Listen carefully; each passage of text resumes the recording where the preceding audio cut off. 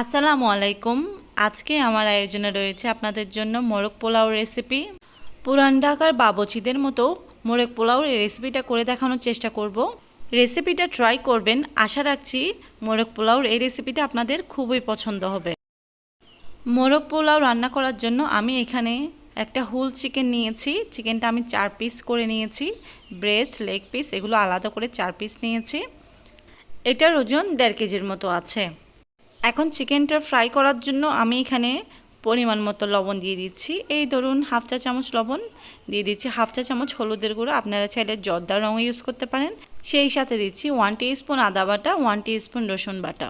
এখন চিকেনের সাথে মশলাগুলো খুব ভালো করে মিশিয়ে নিচ্ছি।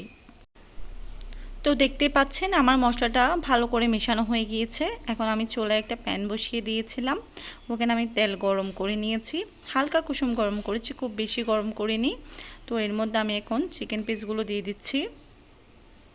চিকেন পিসগুলো এই 5 থেকে 6 মিনিট খুব ভালো করে এপিট এপিট করে ভেজে নিচ্ছি। খুব বেশি সময় নিয়ে ভাজার প্রয়োজন নেই, একদম অল্প আছে এই চিকেনটা আমি ভেজে নিয়েছি। সবগুলো চিকেন ভাজা হয়ে গিয়েছে, এখন আমি চিকেনগুলো তুলে নিচ্ছি। এখন আমি তেলগুলো উঠিয়ে নিয়েছি। এখানের মধ্যে আবারও আমি 1/3 কাপ পরিমাণ তেল দিচ্ছি। তো প্রথমেই দিয়ে দিচ্ছি গোটা গরম মশলা। এর মধ্যে আছে তেজপাতা, লং, এলাচ, যা যা যাবতীয় গোটা গরম মশলা থাকে তাই দিলাম। সেই সাথে দিচ্ছি 2 কাপ পরিমাণ পেঁয়াজ কুচি।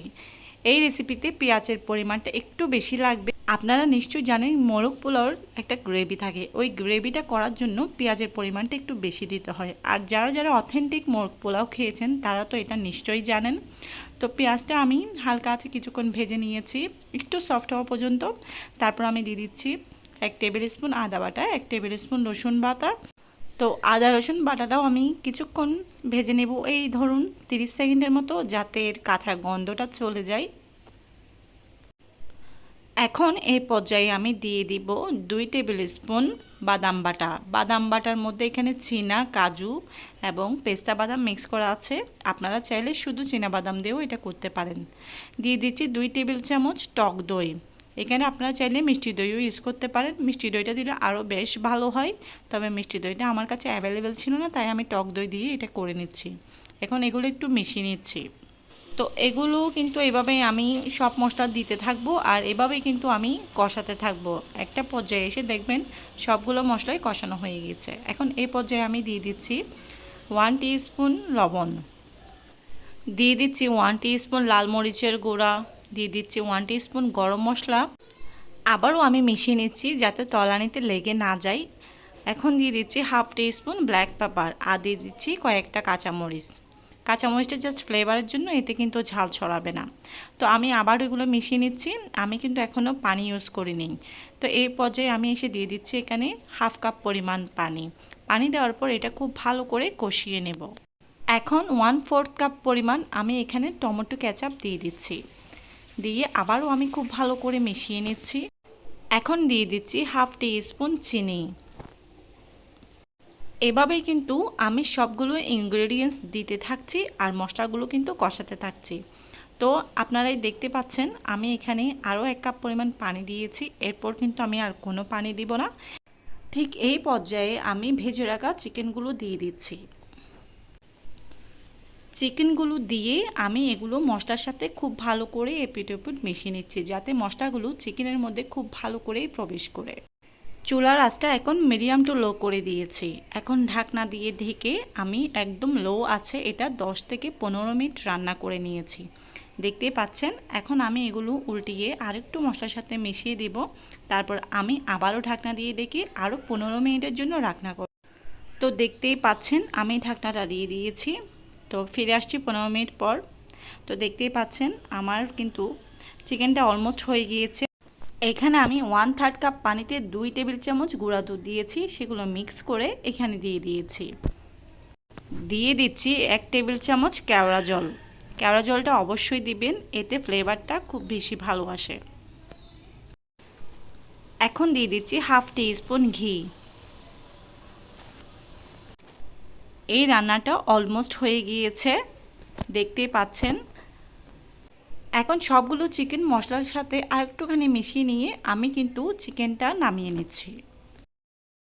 এখন পোলাওটা রেডি করব। তার জন্য চুলে একটা প্যান বসিয়ে দিয়েছি, তার মধ্যে আমি 1/3 কাপ পরিমাণ রান্নার রেগুলার তেল দিয়েছি, আর দিয়েছি 1/3 কাপ পরিমাণ পেঁয়াজ কুচি, সেই সাথে দিয়েছি গোটা গরম মশলা যেমন তেজপাতা, গোলমরিচ, লং, এলাচ, এগুলো দিয়ে একটু সফট হওয়া পর্যন্ত ওয়েট করছি। তারপর দিয়ে দিচ্ছি এখানে 1 টেবিল স্পুন রসুন বাটা, এগুলো দিয়ে একটু ভেজে নেব।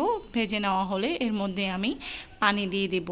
এখানে যেহেতু আমি 1 কেজি পরিমাণ চিনি গুঁড়ার চাল ব্যবহার করব, সেক্ষেত্রে 1 কেজি চালের জন্য 1.5 লিটার পানি লাগবে। তো সেই অনুযায়ী আমি পানিটা মেপে দিয়ে দিয়েছি। এখন পানিটা গরম হতে হতে আমি অন্যান্য জিনিসগুলো দিয়ে দেব। এখানে দিয়ে দিচ্ছি 2 টেবিল চামচ গুঁড়া দুধ।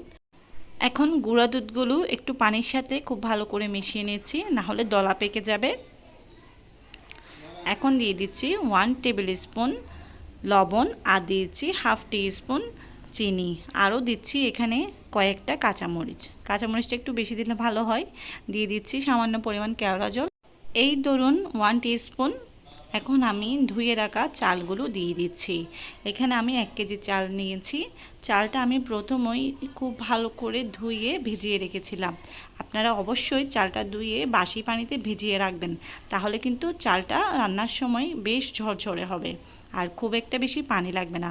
আপনারা যদি চাল ভিজিয়ে না রাখেন, সেক্ষেত্রে কিন্তু পানিটা আরেকটু বেশি দিতে হবে। আর যদি পানিতে ভিজিয়ে রাখেন, তাহলে 1 কেজি চালের জন্য 1.5 লিটার পানি, এটা হিসাব করে দিলেই হয়ে যাবে। এখন আমি অন্যান্য ইনগ্রেডিয়েন্টসগুলো দিয়ে দেব। এখন আমি দিয়ে দিচ্ছি 1 টিস্পুন ঘি। ঘিটা কিন্তু পোলাওতে অবশ্যই দিতে হবে। সেই সাথে দিয়ে দিচ্ছি অনেকগুলো কিশমিশ দিলে কিন্তু পোলাওয়ের ফ্লেভারটা অনেক বেশি ভালো আসে, ঘ্রাণটা অনেক ভালো লাগে। চুলার আঁচটা কিন্তু মিডিয়াম টু লোতে রেখেছি। দেখতে পাচ্ছেন চালগুলো কিন্তু মাখা মাখা হয়ে গিয়েছে পানির সাথে। এই পর্যায়ে অল্প পানি থাকা অবস্থায় আমি কিন্তু ঢাকনা দিয়ে ঢেকে দমে দিয়ে দেব। 10 মিনিট পর আমি আবারও ফিরে আসব। সেই ক্ষেত্রে হাঁড়িটা যদি পাতলা হয়, নিচে অবশ্যই তাওয়া দিয়ে দেবেন, না হলে তলায় লেগে যাবে। তো দেখতেই পাচ্ছেন 10 মিনিট পর আমি ফিরে এসেছি। তো এর মধ্যে আমি একবার এটা নেড়েচেড়ে মিশিয়ে দিয়েছিলাম, আবারও আমি নেড়েচেড়ে একটুখানি মিশিয়ে দিচ্ছি। নিচের ভাতগুলো উপরে তুলে দিচ্ছি। সবগুলো মিশিয়ে খুব ভালো করে মিশিয়ে নিতে হবে, তা না হলে দেখা যাবে কিছু চাল হয়ে গিয়েছে ভাত, আর কিছু চালে রয়ে গেছে। সেই ক্ষেত্রে কিন্তু খেতে একদমই ভালো লাগবে না। তো অবশ্যই কিন্তু চালটা কিন্তু খুব ভালো করে মিশিয়ে নিতে হবে। তো আমি চালগুলো খুব ভালো করে মিশিয়ে নিয়ে আবারও ঢাকনা দিয়ে দিয়েছি 10 থেকে 15 মিনিটের জন্য। অবশ্যই খেয়াল রাখবেন চুলার আঁচটা যেন একদমই লো থাকে। তো 15 মিনিট পর ফিরে এলাম। দেখতে পাচ্ছেন আমার কিন্তু ভাতটা অনেকটাই ঝরঝরে হয়েছে। তো এইভাবে চেষ্টা করবেন খুবই স্বল্প সময়ে করার জন্য। আপনারা যদি অন্যভাবে চেষ্টা করেন, যেমন চাল ভেজে রান্না করতে যান, সেই ক্ষেত্রে দেখবেন অনেক লেট হচ্ছে। তো সহজ উপায় হচ্ছে এটা, অল্প সময়ে কিভাবে মোরগ পোলাওটা রেডি করা যায়। তো মোরগ পোলাওটা আমি পরিবেশন করে নিয়েছি। আশা করি রেসিপিটা আপনাদের অনেক ভালো লেগেছে। রেসিপিটা যদি ভালো লেগে থাকে, প্লিজ একটি লাইক দিবেন, চ্যানেলটি সাবস্ক্রাইব করে দেবেন। আল্লাহ হাফেজ।